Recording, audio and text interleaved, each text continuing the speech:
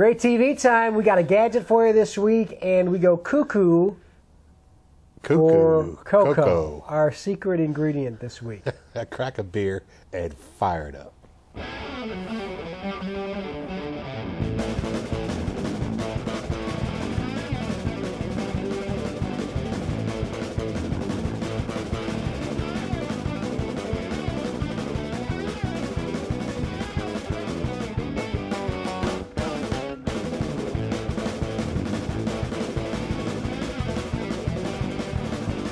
Back at it from the birthplace of American barbecue, the low country of South Carolina. It is Great TV. Jack Wabor, three-time South Carolina state champion. I'm Bill West, and we dig into barbecue, a show that's about a beer in length. That's right. And we cover some letters sometimes, and actually today do a little different. A new segment called I Tried That. I tried that. Since last, 2 weeks ago. A couple weeks ago, yeah. We talked about Jack's secret ingredient was apple jelly. And I thought that was a very intriguing idea. So? I actually had it in my refrigerator, and I tried that. And I was pretty impressed. It was good. Yeah, now, is that, and it, because the thing was it makes a nice little glaze. Yeah.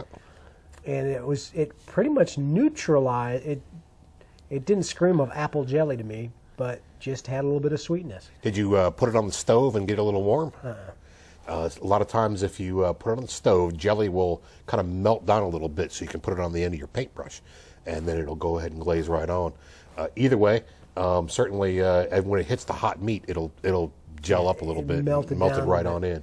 Really good. I suggest trying it, and since I tried that and it worked, I'm doing my, and we didn't have another great plate picture, but so this is our great plate this week. There you go. Is my apple jelly ribs. Awesome.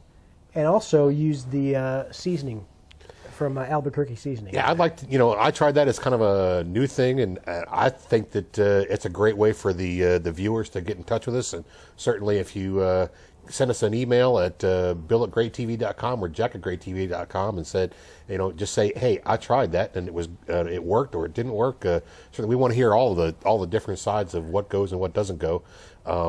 And, there's a lot of things that we talk about that certainly could be a myth. And, I tried that would be a great way to, vet out those things that work and things that don't work. And certainly we want to hear from you. Actually, that'd be even better if they didn't work. Yeah, that'd be great. That was horrible. I tried that. We'll have a secret ingredient coming up, and you can let us know if you tried it or not. That's right. And even if you just do your own thing, you can send us a great plate, really easy to send us a photo. And we would love to feature it. We love to see the great plates. Certainly send them in to us on the Tumblr and on Facebook. Certainly get them to us. We love to see them.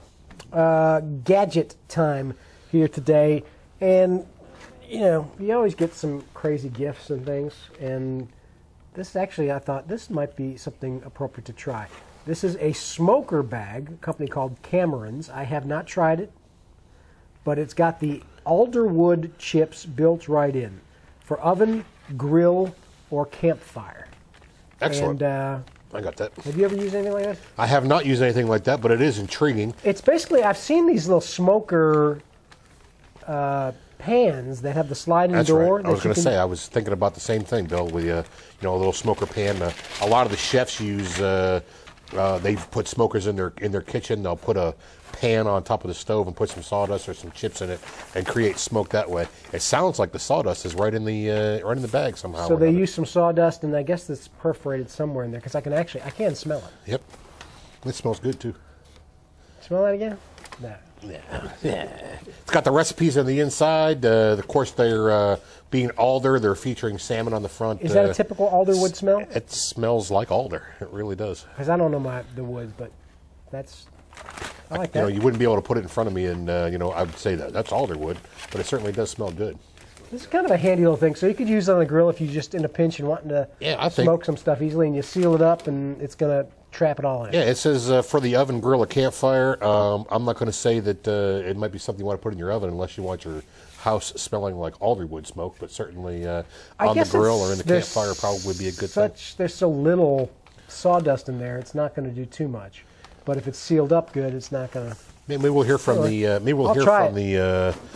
Cameron's people and or whoever makes this thing, and they'll let us know exactly how to use the bag, other than This could be what we know from the label. I found this in my cabinet. This could be 20 years old for all I know. Cameron's cookware.com. If you're like me, Bill, when you're going through the store, you see something sitting on a shelf, especially if it's on the discount rack, which is my favorite place to shop, certainly it'd be something that you'd pick up and, hey, I'll give it a try. What the heck, For $1, how can you go wrong? Well, I've never had the Alderwood, too. So Cameron's cookware.com, our gadget this week. All right. Now, for our website. I just thought I'd use this is a good excuse to talk about a couple books I got from the library. Excellent. AdamPerryLang.com. I have both of these books, Bill, and this is both of them are very well done, very well written. I was a friend of mine called me with Barbecue 25 and told me that it was something that I wanted to look into, to look at as far as how the format of the book is laid out.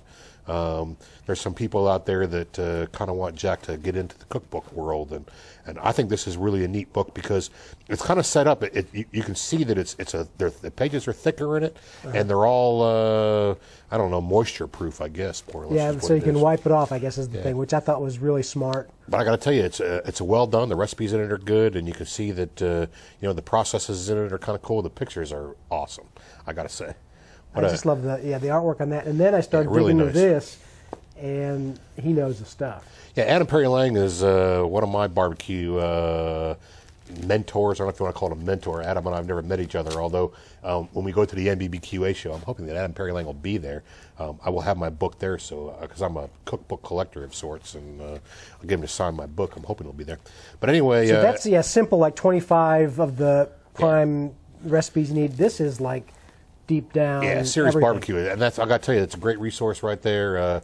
I buy books. My theory on buying a cookbook is if you get one good recipe and you spend $20 on it, then you've done yourself well. Adam Perry Lang. I used to think like the Stephen Reichland Barbecue USA kind of is everywhere, so I thought that was like a kind of a Bible, but he really gets some of the intricacies down. Yeah, he really does. A good cook, a good chef. Adam Perry Lang.